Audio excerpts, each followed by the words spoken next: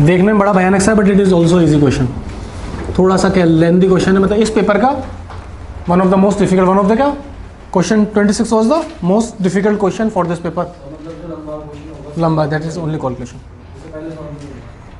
कोई दिक्कत नहीं है। In a uniform magnetic field of induction B, a wire in the close semi circular, ये एक मैग्नेटिक फील्ड था B,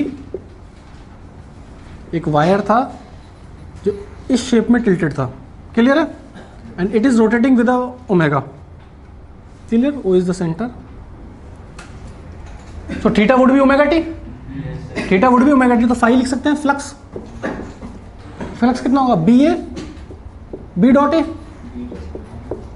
is the area vector, B A cos theta यानी cos omega t. You have to calculate the axis of rotation is perpendicular to the, if the total distances are, the mean power आपको generate करनी है। What is the power generated? That to the mean.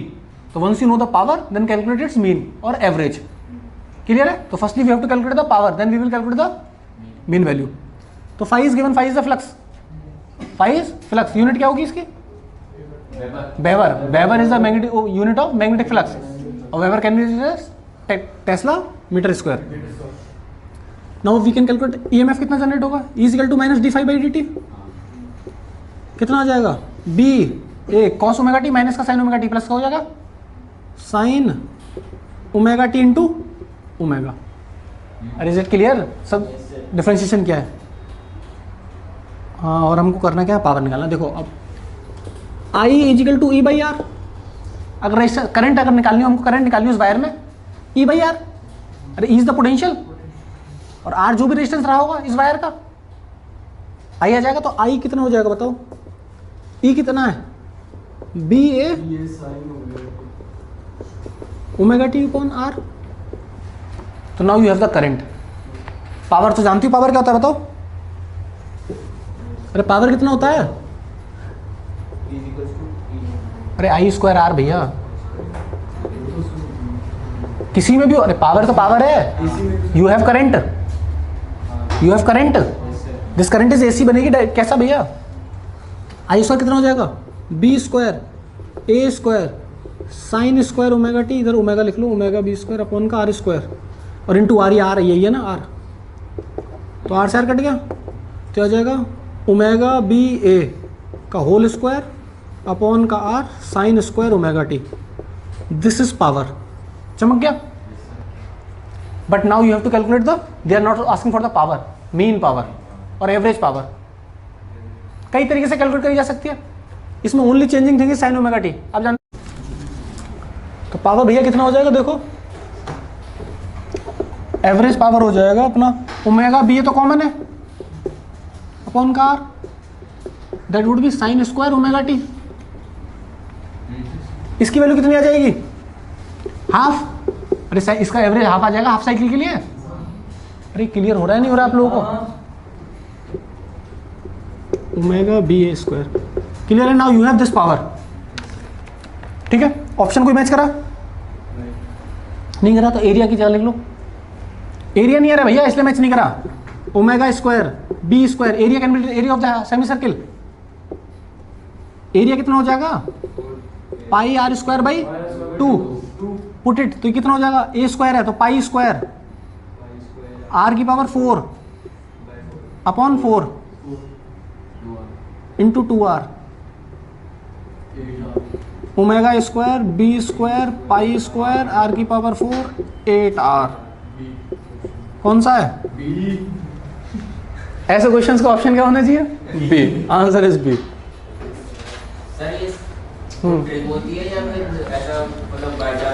कौन सा भैया, कुछ नहीं, by chance नहीं हो रहा, कुछ नहीं हो रहा, सारे ऑप्शंस इक्वली इंपॉर्टेंट होते हैं, all options are equally important, बस this is just a coincidence अगर ऐसा बी आ रहा है तो। ये आपकी अपनी एनालिसिस, आई कैंट, कुछ नहीं भैया यहाँ कुछ नहीं, नो होशियारी एट ऑल, रिकॉर्ड वैसे ही कर रहे हैं, फिर कुछ भी हो जाएगा। क्वेश्चन नंबर 20 क्लियर है भैया, लिख लिया। सो इंपॉर्टेंट बात कहते हैं मीन पावर, पावर का मीन पावर कैसे निकालनी जाती है, और इफ अगर ये पूरा circle particularly, so answer of 26 was B. 27 particles x and y having equal charges. There we have two particles having equal charges after being accelerated from rest through the same potential difference enter a region of uniform magnetic field perpendicular to it and describe circular path of radius r1 and r2. कोई एक magnetic field था, two particles x and y enter हुए और circular motion में जाने लगे, then the ratio of the mass of the x to the mass of the y. ठीक है, क्लियर है? क्वेश्चन क्लियर हुआ? कुछ पार्टिकल्स थे, एक पार्टिकल x था एक y था, दोनों मैग्नेटिक फील्ड में एंटर हुए और सर्कुलर मोशन में मूव करने लगे. You have to calculate the mass of this. Mass निकालना है, क्या कर सकते हैं सोचो इसमें? मास कहाँ से आएगा? काइनेटिक एनर्जी लिख लें. इसकी m1 बोल देते हैं पहले वाले के लिए, x वाले के लिए 1 बोल दो, y के लिए 2. ये तो x y लिखने में दिक्कत होती है. हाफ m1 v1 स्क्वायर कितना आ जाएगा?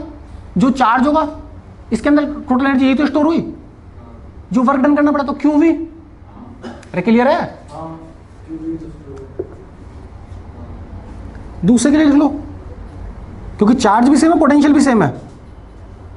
उसने लिखा देखो सेम पोटेंशियल डिफरेंस पे एंटर हुई है, having equal charge and same potential difference, that's why we are using this formula.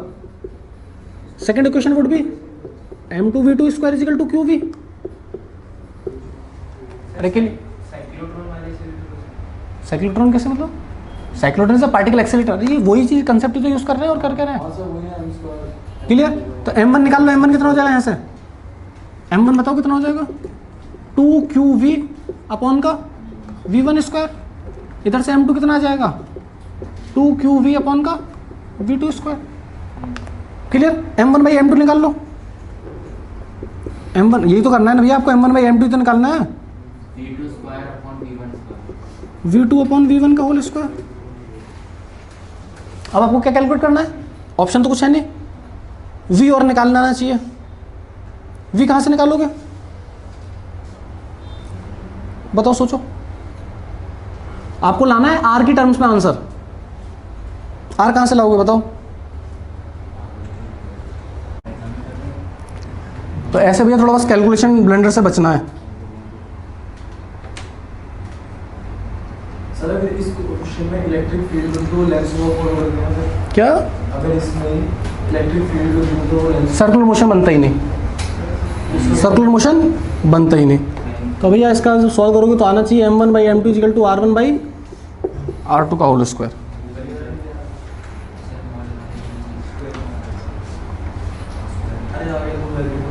Clear है ना? अरे वो आ गया भैया, क्लियर है? Answer would be third. 28 question देखो भैया. कौन सा पाथ फॉलो करता है फिर वो जब इलेक्ट्रिक फील्ड हो जाता है? चार्ज पे डिपेंड करेगा ना किस तरफ इलेक्ट्रिक फील्ड. भैया इलेक्ट्रिक फील्ड कैसा होगा? +2. इलेक्ट्रिक फील्ड डायरेक्शन क्या होगी?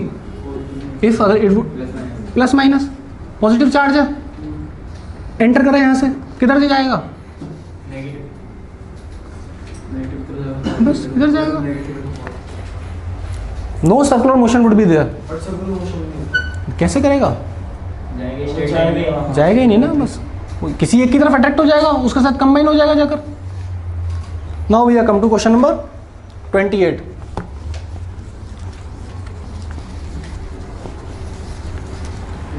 क्वेश्चन 28 ये भी बस हल्का सा कैलकुलेशन थी, बाकी क्वेश्चन इजी था. क्वेश्चन नंबर 28 कहाँ से है भैया? थर्मो से. A container n molecule at absolute temperature T if the number of molecule is doubled but kinetic energy remains same, the absolute temperature of the gas. बहुत simple है. Ke निकाल सकते हो. Ke कितना होता है? 3/2 nRT फर्स्ट. अब उन्होंने क्या करा? चेंज कर दिया.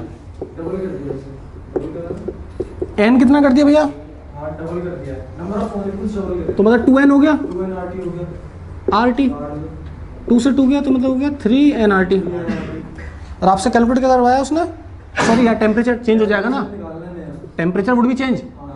वंस नंबर ये मॉलिक्यूल्स चेंज होंगे तो उसी से टेम्परेचर बनेगा.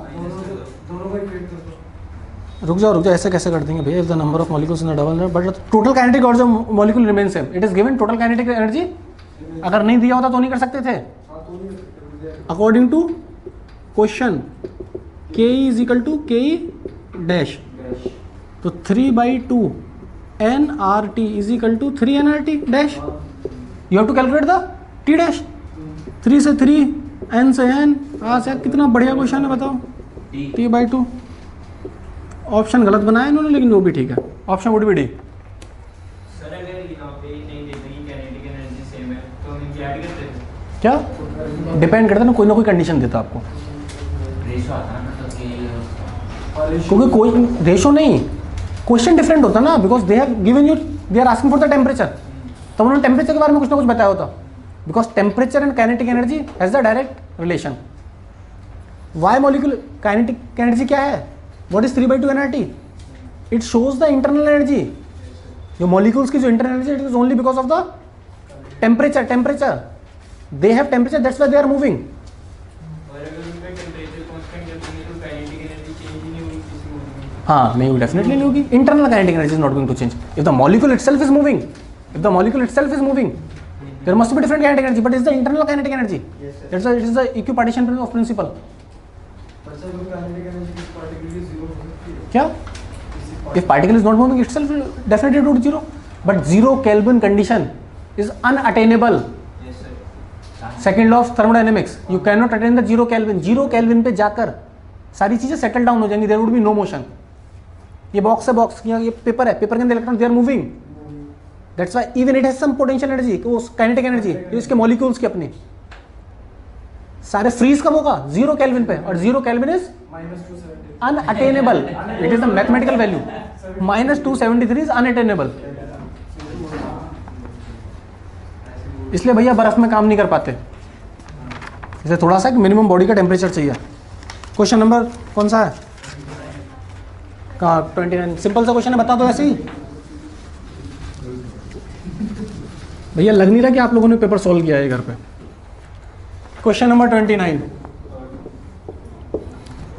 when an electron of a hydrogen atom is raised from the ground state to the excited state, ये ग्राउंड स्टेट होती है, ये वाली दैट इज ग्राउंड स्टेट, ऊपर की सारी एक्साइटेड क्या है, सब एक्साइटेड है। यहाँ पे कोई इलेक्ट्रॉन था, इधर देखो भैया, बात नहीं, if there was electron at a ground level, ये किसी भी एक्साइटेड स्टेट में गया तो आपकी काइनेटिक एनर्जी पोटेंशियल एनर्जी में क्या डिफरेंस पड़ेगा, सर पोटेंशियल तो बढ़ेगी, पोटेंशियल कैसे, सर पोटेंशियल बढ़ गई ना। दोनों एनर्जी जो होती है 1/r होती हैं, दोनों एनर्जी 1/r होती है, पोटेंशियल माइनस का आर क्या हो रहा है, दूसरी एक्साइटेशन में जाने का मैंने क्या है, उसकी आर बढ़ रही है, तो पोटेंशियल एनर्जी किसमें बढ़ रही है, इसका आर क्या है, बढ़ रहा है, तो मतलब ये वैल्यू क्या होगी, नेगेटिव में बढ़ेगी, तो पोटेंशियल एनर्जी विल इंक्रीज। भैया पोटेंशियल एनर्जी इंक्रीज होगी और kinetic energy will decrease.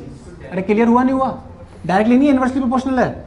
Kinetic energy are क्या बढ़ रहा है, हाँ -1/r भैया इधर देखो, इधर काइनेटिक एनर्जी, इधर काइनेटिक एनर्जी समझने की कोशिश करो, आर इज इंक्रीजिंग, तो क्या होगा, कम होगी ज्यादा होगी, अरे R is increasing, kinetic energy will decrease, हाँ तो बस, तो काइनेटिक एनर्जी डिक्रीज होगी, लिख दो। और ये क्या है, ये माइनस में कम होगी तो वैसे तो बढ़ेगी, तो पोटेंशियल एनर्जी विल इंक्रीज। वैसे भी अगर कोई चीज को ऊपर ले गया तो पोटेंशियल एनर्जी इसकी हाइट बढ़ रही है वैसे ही होगा, but this is for hydrogen atom, we are talking about the hydrogen atom. Clear है, क्योंकि ऐसा नहीं है इलेक्ट्रॉन बाहर लेके जाओ तो किसी एटम के बाहर ले गए, सब उसी के अंदर चल रहा है, एटम इज एटम देयर। अरे समझ में आ रहा है ना क्यों डायरेक्टली वी कांट यूज के MgH, वो एक सिस्टम की बात हो रही होती है, यहाँ पे एक मॉलिक्यूल के अंदर सारे खेल हो रहे हैं, ये ऐसा ना है कि दिख रहे हैं ये कहाँ कूदापदी कर रहे हैं, ये जस्ट उनकी अपनी एक्साइटेड स्टेट है विद इन अ एटम, कोई हाँ कुछ कुछ चल रहा है। ऑप्शन विल बी 4, क्लियर है ना। Question number 30, a body executing SHM, maximum speed है 30 मीटर पर सेकेंड, मैक्सिमम एक्सेलरेशन दे रखा है, Vmax दे रखा है, Vmax कितना दे रखा है 30 सेंटीमीटर पर सेकेंड, चेंज करने की जरूरत नहीं, एक्सेलरेशन भी उसमें ही दे रखा है। Amax दे रखा है कितना 60 centimeter per second square. What is the time period, time period पूछा है। Vmax का फॉर्मूला क्या होता है for SHM, for SHM we already know Vmax is equal to omega A, और Amax कितना होता है ओमेगा स्क्वायर ए। अरे भैया पता ही नहीं, पता तो वी मैक्स अपॉन वी मिन कर लो एक बार, v max upon sorry A max कितना आ जाएगा, ओमेगा ए अपॉन का ओमेगा स्क्वायर ए से ए गया ओमेगा से, तो ओमेगा कितना आ गया, ए मैक्स अपॉन का वी मैक्स। और ओमेगा होता क्या है, एंगुलर फ्रीक्वेंसी भैया, 2 pi nu, 2 pi by T, time period कितना आ गया, 2 pi by omega, 2 pi omega कितना है, ए मैक्स अपॉन, अरे ओमेगा कितना है, ए मैक्स मतलब ओमेगा भैया ए मैक्स अपॉन वो है, यहाँ कितना आएगा नीचे, ए मैक्स आएगा यार 30,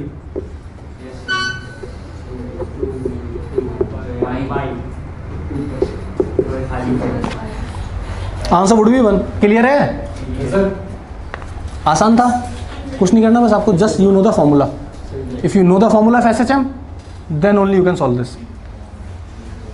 इसलिए भैया remembering the formula is very important, you can not derive all formulas in the exam, formula should be at your finger tips, तभी आप कर पाओगे।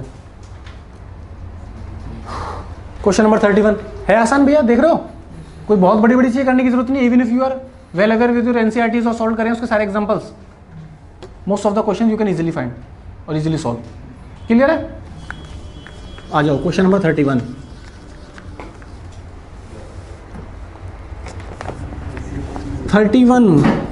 कॉमन इमीटर एम्पलीफायर, एम्पलीफाई कर रहा है system, for a common emitter amplifier the collector voltage is